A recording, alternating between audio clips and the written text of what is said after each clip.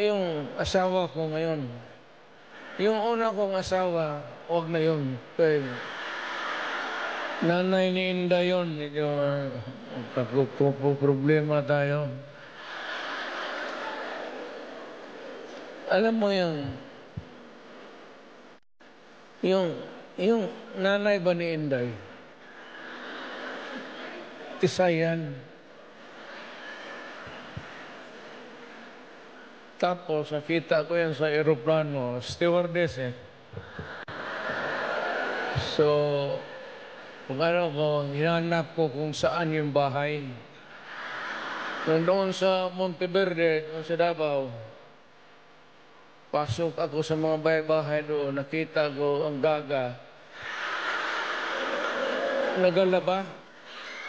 Ito na maganda ito ah.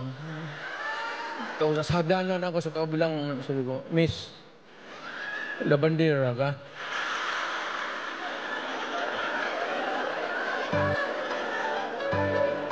Ewan ko kung sino taga-Davao dito.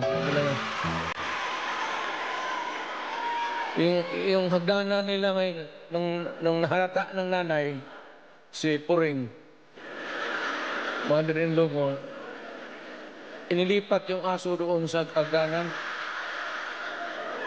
Tang ina, hindi ako makaakyat. Kaya, hiningi mo eh.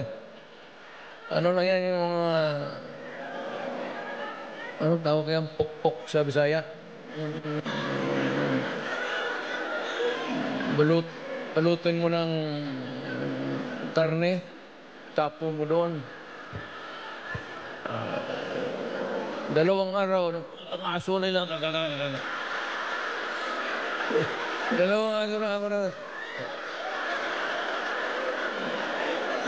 Tangina mo. Nung namatay,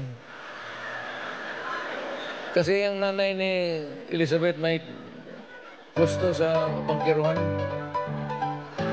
Mga damit. Kaya, yun. Ito naman si Elizabeth. Haba ng istorya.